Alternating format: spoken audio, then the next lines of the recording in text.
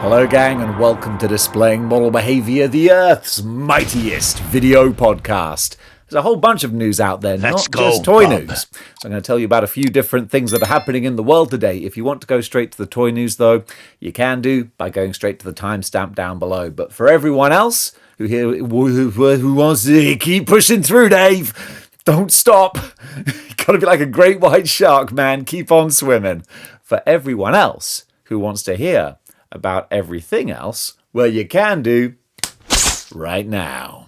All right, now this is super duper fun. This is Dave's Figure of the Week, or the episode, whatever.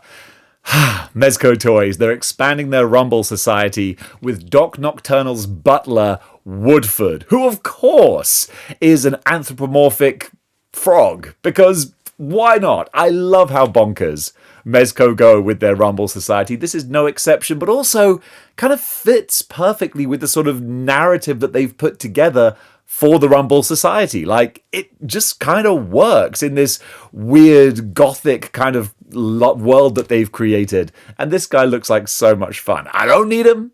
I don't need a frog butler, but it's little world-building things. Like I can see they've got what looks like a sort of a voice box in his throat. He's got a gun that he can attach to his shoulder, and two full-on different designs. You've got the butler suit for butling, and then also this really fun little bomber jacket as well for adventures. Totally kitsch, totally ridiculous, and honestly, right up my street. Folks, this episode is sponsored by Legendsverse, and you know what Legendsverse is by now. It is your one-stop shop for all your action figure cataloging and curating needs. If you collect action figures, chances are they're going to have them on this website, whether it's Mafex, Mezco, Marvel Legends, DC Multiverse, Transformers, SH Figurarts, WWE, Motu, or a whole bunch of other ones as well. If you want to keep track of your collection, know how much it's worth, what you have pre-ordered, and pretty much any other questions you might have about the plastic on your shelf, then Legendsverse is the place to go. Go check it out, dive down the rabbit hole, and when you do, I think you'll be glad you did. Alright, this I kind of love, because Hasbro are having fun with their action figures and their releases. Cold Slither, the greatest 80s rock band that never was, is continuing their revival comeback tour. This time with Knock 'Em Dread, the second single off their new album. And what this basically is announcing more merchandise that's going to be coming out. So we've got a bit of a write-up here. After playing along with the story of this band releasing their music, it says the new single is part of a larger Cold Slither resurgence that spans comics, collectibles, and full-blown live event at San Diego Comic-Con. So are we going to have people portraying Cold Slither and playing at San Diego Comic-Con? Because if that is the case, that's going to be pretty damn fun. With toys from Hasbro and Super 7, a Skybound comic one-shot, and digital mayhem brewing across streams, the Cold Slither movement is just getting started. I love this. I love multimedia, multi-platform type things. This, I'm not even a G.I. Joe Cold Slither fan, but I love what they're doing. I want to see what's coming later this year. Now, these are kind of fun and funky. Hasbro Transformers X NFL. So we've mashed up Transformers with Ninja Turtles and Star Wars and a whole bunch of other things. Now we're mashing them up with straight up NFL players. Why the heck not? So pre-orders are available now on Amazon, $24.99 each. And there are apparently Packers Thundra Prime, Cowboys Star Blitz, Chiefs KC59, and finally Steelers Steel Smash. So for all you NFL fans, I can see the appeal, actually. Mashing these up together, yeah, that actually is kind of fun. Oh boy, I showed you the little preview picture of the Kraken Studios Not Punisher figure in the last episode. Well, they released a whole bunch of glamour shots, and boy howdy, do they look glamorous. A very stylized Frank Castle face. Looks kind of like old 1920s gangster Dick Tracy kind of approach. I kind of dig it. It's unique, but not so unique that it wouldn't fit with a Marvel Legends type collection. He'd just look a little bit extra special. But all the weapons look really, really cool. The body looks nice and pinless as well. You can see in the elbows there. That's kind of exciting. And just the cloth goods seem to fit nicely. No sort of socky features. Kind of like the look of it. I don't think he'd replace my Mezco Punisher. That's still my little chef's kiss Punisher figure there. But if you want this more modern look, with especially the extra accoutrements like the Viking battle armor and all that kind of stuff, keep a little eye on this Kraken Studio. Hopefully he'll go up for sale on some of the third-party retailers, and I'll keep an eye out for when that might happen. Over in action figure news, Bandai Tamashii Nation's SH Figurarts, they're debuting a new Dragonball Z figure. And they're also debuting another Dragonball Z figure, but this is something a little bit different. This is a whole new sculpt and articulation system that they're debuting with this figure. What figure is that? Well, I'll tell you. This is the Dragonball Z Super Saiyan Goku figure. How's that for sight reading? This is based on his first appearance in the Cell Saga and features all new sculpt with articulation technology throughout. New articulation technology. Now, this is retailing for 4,400 yen, which equates to about $30. Which is funny, because I thought an action figure that had all new sculpting and articulation technology, it's got to retail for at least $50. Or is that just nonsense? I don't know. Anyway, this one is going to be available around about October this year, so you can get him in hand and judge for yourself if all these new bells and whistles are worth the hype and hoopla. Currently available at Target stores are a couple of fun, freaky, weird Neca TMNT figures. The cartoon line, the Archie comic style ones. Is this specifically cartoon or Archie comics? This is specifically cartoon.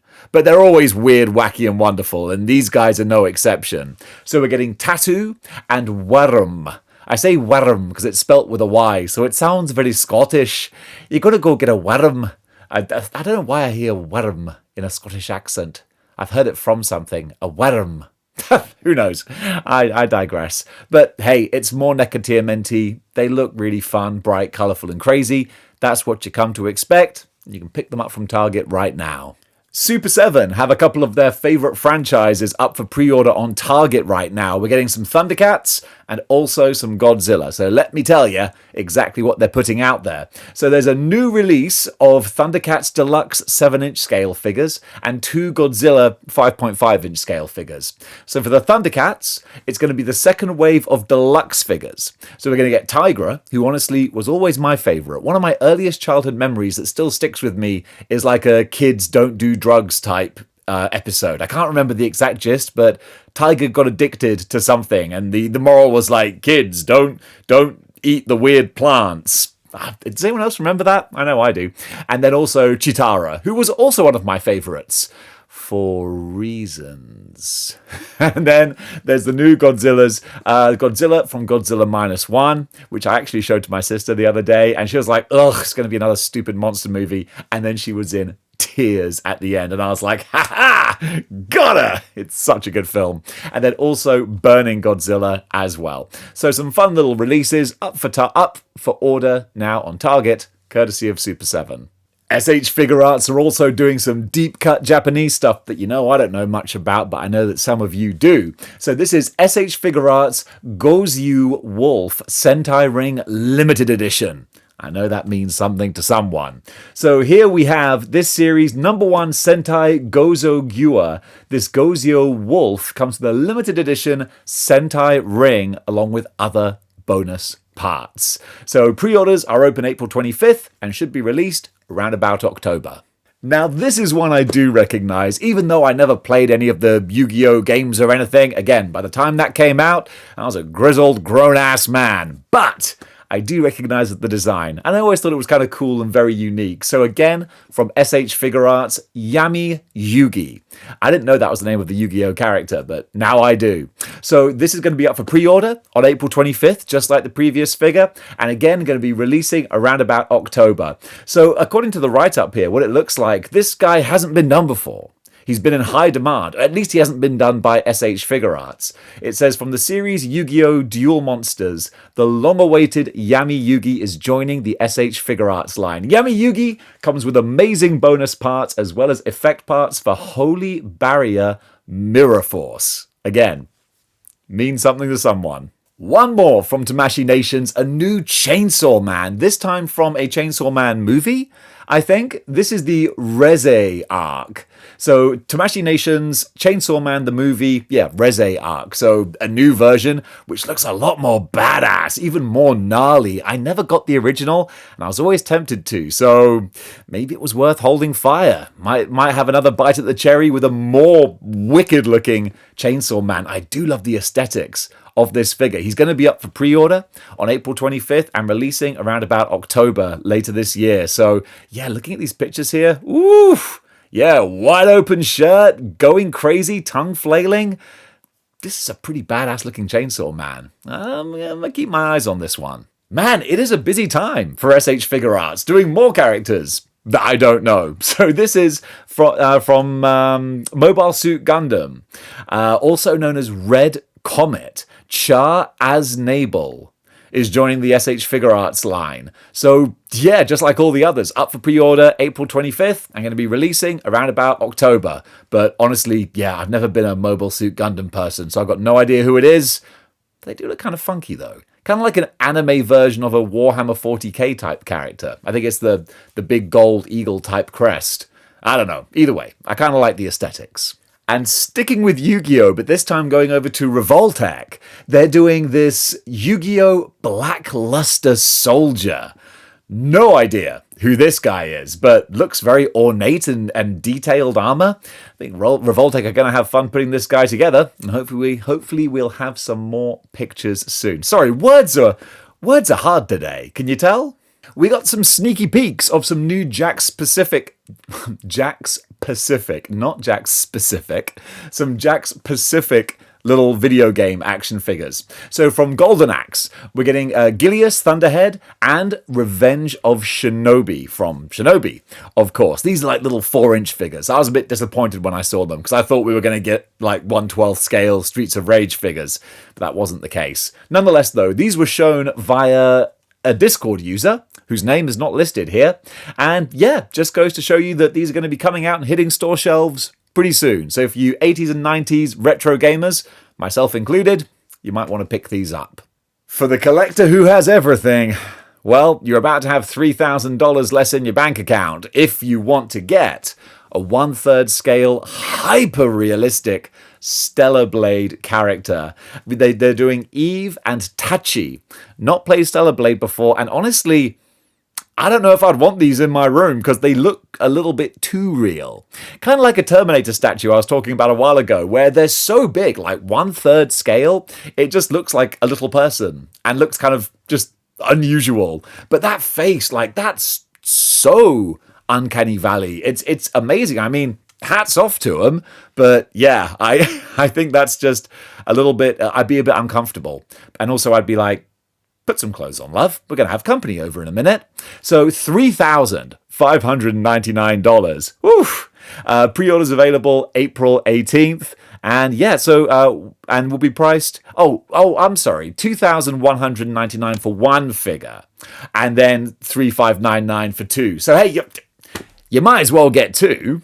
You get a little bit of a saving. A bit of interesting TV/wrestling news. Netflix will soon be debuting WWE Unreal, which looks like the most behind-the-curtain type documentary we've ever seen. Because we've had loads of things where it's like, oh, we're going to take you behind the scenes. But there's always a bit of kayfabe going on there. And hey, in any reality/documentary, there's always going to be some tinkering with the product that you finally see. But still, I think this looks genuinely interesting. It looks like they are making an honest effort, as honest as anything they can do, to really lift the curtain and show what it is like to try and make and manufacture the WWE programming 365 days a year. Looks quite fascinating, even to people who are like smart to the business. You know, that's a stupid term now, like everyone with an internet connection is smart to the business, but I really am interested in watching this. So this will be debuting on Netflix quite soon, and yeah, they definitely have my attention. And speaking of pro wrestling having my attention, huge kudos to Rhea Ripley, who quite frankly stole the show at WrestleMania this weekend with her Batman Who Laughs cosplay gear. The second I saw the kind of the mask that she was wearing, I thought, ooh, that's a little bit Batman Who Laughs-y. And then with the bright red lipstick, the very pale makeup on her face, I was like, okay, I see what you're doing. And you know what? I like what you're doing. I would include a clip of it, but obviously it's WWE and Netflix, so it would get taken down instantly. But I highly recommend you go and watch that women's triple threat match on night 2. Best match of the whole weekend, I feel, and well worth your time. This is just kind of fun. Some of us old geezers might remember that in the early 90s when Nintendo launched the Super Nintendo, or the SNES as we call it in the UK, a very young Paul Rudd was the face of some of their advertising campaigns. Well, guess what? 30 plus years later, my goodness, probably 35 years later, Paul Rudd is back to promote the Switch 2. Not only that, but he's dressed in the original gear with the same 90s haircut that he had all those years ago. I just thought that was a really cute thing to point out. God bless you, Paul Rudd, who seems to be eternally ageless, turning back the clock to the early 90s, and once again, trying to convince us to part with our money for the new Nintendo system. And honestly, looking at that Switch 2, I could be tempted. Speaking of turning back time, if I could turn back time, Marvel are turning time back to the 90s as well, and they're doing a new Marvel swimsuit issue. Now going to be released in July, I do believe, so right in time for the summer. It's hopefully going to harken back to the fun, kitsch nonsense that the mid-90s swimsuit issues were.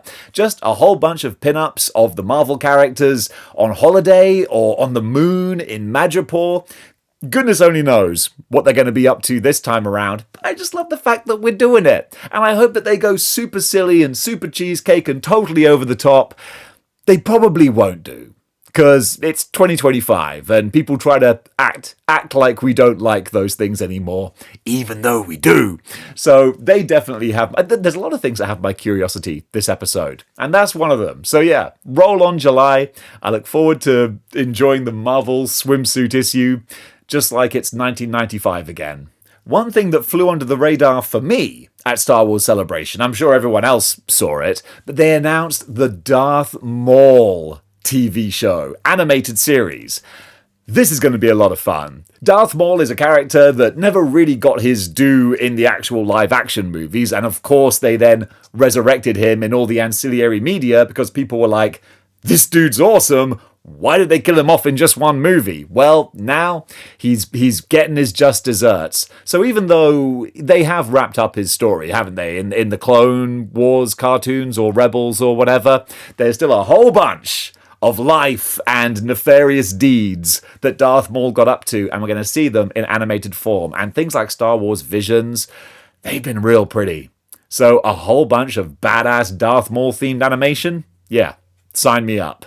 And sticking with Star Wars, reviews are starting to come in for Andor Season 2. And of course, these are just preliminary reviews, and they're from sites where you can take everything they say with a pinch of salt. But it's still encouraging to hear a lot of positive news. I mean, the first season was pretty much universally appreciated as being probably some of the best stuff that they've done in the Star Wars universe. It seems like Season 2 is going to be more of the same, if not better. IGN gave it a 9 out of 10, but IGN scores are all over the place. You know, one person's trash is another man's treasure.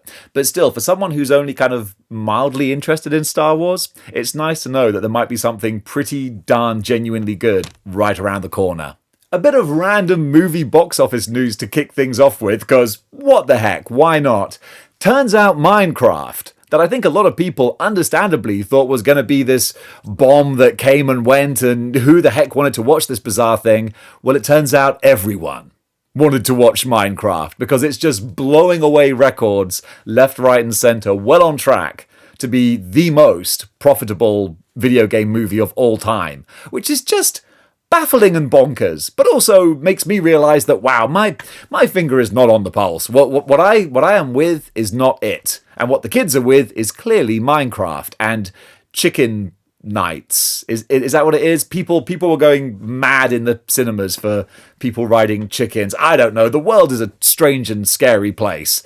And apparently it loves Minecraft. But also, there's another sleeper hit that's really doing gangbuster numbers, and that is Sinners. And this is way more up my street. Directed by Ryan Coogler? Oh man, I shouldn't have said that name without knowing how to pronounce it. Nonetheless, though, this movie, all about vampires and all culty stuff, has been getting incredible reviews from all sorts of people all across the board. So that is one that I'm going to have to try and see before I even see Thunderbolts. I want to go see Sinners because it looks like a genuinely great looking gothic old school kind of horror movie. Sign me up. I think I'll give Minecraft a miss. But Sinners, yeah, they might have my ticket money.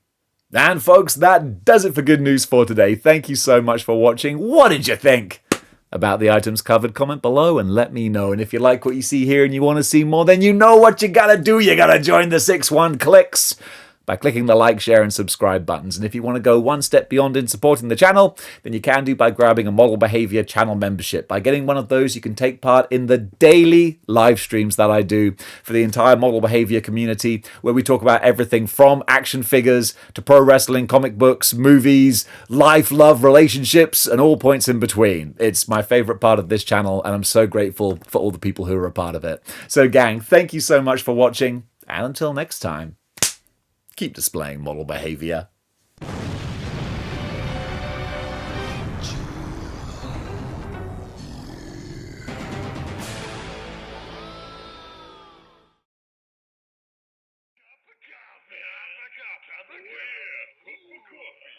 time.